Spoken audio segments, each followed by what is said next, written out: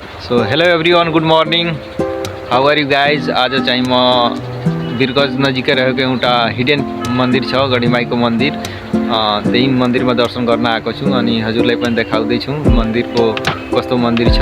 अनि यो मन्दिरको धेरै विशेषताहरू छ। यहाँको बासिन्दाहरूसँग मैले कुरा गरेँ अनि उहाँहरूले बताउनु भयो यहाँको गढीमाता धेरै जगशाली हुनुहुन्छ र हरेक साल यहाँ मेला पनि लाग्ने गर्दछ। जसो आउनुहोस्, म यो गढीमाईको दर्शन हजुरलाई गराउँदैछु। पुरै खेतको बिचमा गढीमाईको मन्दिर छ, त्यहाँ पुग्ने छु म पनि। हेर्नुहोस्, यहीँबाट हेर्नुहोस्, भिड पनि छ, चिसो पनि आज त्यति नै छ।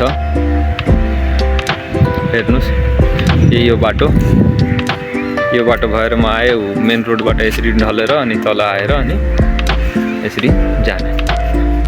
सो जाऊँ अब मन्दिरको दर्शन गर्न, हेरौँ, मातालाई दर्शन गरौँ, मातासँग आशीर्वाद लिउँ अनि जाऊँ। सो फाइनली गढीमाईको मन्दिरनिर म पुगिसकेको छु। अब हेर्न सक्नुहुन्छ यहाँ धेरै भक्तहरू पनि आउनु भएछ। चिसो धेरै छ आज अनि मन्दिर चाहिँ यो अगाडिको ठ्याक्कै मन्दिर हेर्न सक्नुहुन्छ। यो गढीमाईको हाम्रो मन्दिर हो। यो पर्सा जिल्लामा पर्छ, बिन्दवासिनी नजिकै रहेको छ, मेरो गाउँ नजिकै। सो हेर्नुहोस् कस्तो त, यो चाहिँ गढीमाईको मन्दिर हो। यो पनि यो पुरै तपाईँ यता ग्रिनरी देख्न सक्नुहुन्छ, पुरै यो खेतको बिचमा। हेर्नुहोस् भ्यूहरू हेर्नु, ठ्याक्कै यो पदम रोड तपाईँ ड्राइपोर्ट भन्दा यता तिलावा जानुहुन्छ त्यही रोडमा यो पर्छ।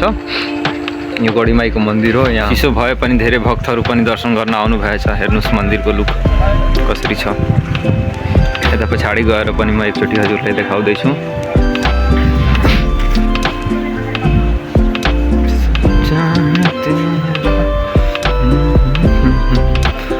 यो हाम्रो गढीमाईको मन्दिर हो। यो पछाडिको भ्यू भयो। यहाँ एउटा खानेपानीको अनि मोटरको पनि व्यवस्था गरिएको छ। त्यहाँ जय श्री रामको ध्वज पनि छ, फुल पनि छ।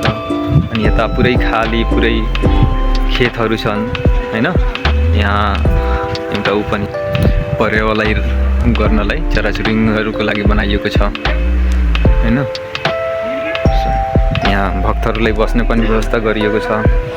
यहाँ पिपलको बोट अनि पूजा गर्ने बोटहरू पनि छ।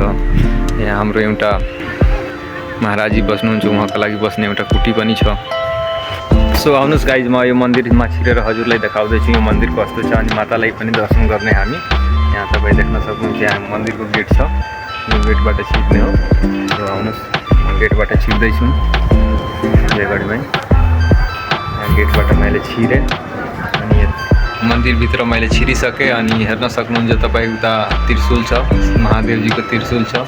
हर हर महादेव। अनि हाम्रो श्री गणेशजीको मन्दिर पनि यहाँ छ।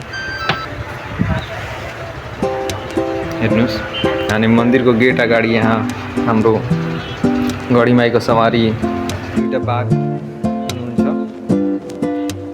अनि यता छेउमा एउटा यो शङ्करजीको त्रिशूल छ।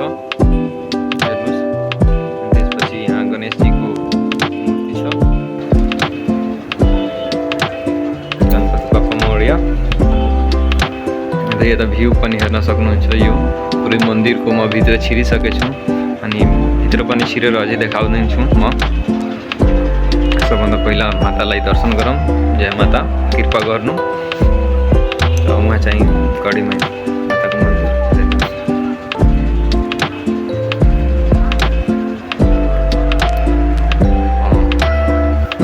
गढीमाईको दर्शन गरेँ हामीले। यसको अझै बाहिरको लुक पनि देखाउँदैछु म। पुरै एक परिक्रमा म लगाउँछु कस्तो मन्दिर छ। सो हेर्नुहोस् कस्तो छ, बाहिरको लुक पनि देख्नुहोस्। यता बाहिर एकदम यता पनि पुरै ग्रिनरी छ। यहाँ अझै भक्तहरू पनि आउनु भएछ। हेर्नुहोस्, पुरै एक भ्यू मैले लगाएँ मन्दिरको। अनि यता अझै भक्तहरूको पनि भिड छ उता। अहिले अझै भक्तहरू पनि आउनु भइरहेछ। त्यो बाटो छ नि, बाटो त्यो बाटोबाट यता कटेर आउने हो। त्यो हाम्रो ड्राइपोर्टको बाटो हो। त्यही बाटो यता आउँछ अनि तपाईँ ठ्याक्कै यहाँ मन्दिरनिर पुग्न सक्नुहुन्छ। हेर्न सक्नुहुन्छ, रातो कलरको मन्दिर छ, एकदम पिस छ। यहाँ रमणीय ठाउँ छ। हजुरहरू पनि एकचोटि आउनु होला, भिजिट गर्नु होला। सो आजको ब्लगमा खासमा यही मन्दिरमा भिजिट गर्न आएको थिएँ। मेरो घर नजिकै रहेको छ यो मन्दिर। पिस छ यहाँ, मनलाई शान्त गर्न आउन सक्नुहुन्छ। यहाँ हेर्न सक्नुहुन्छ पछाडि पुरै खेत छ, एकदम ग्रिनरी छ।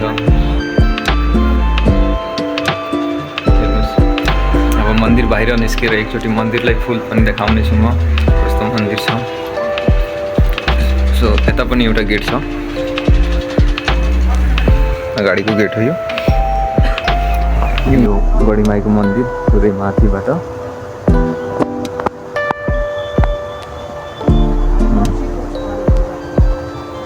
रमाइलो भयो, आज पनि रमाइलो भयो। मन्दिर दर्शन गऱ्यो, मनमा शान्ति आयो।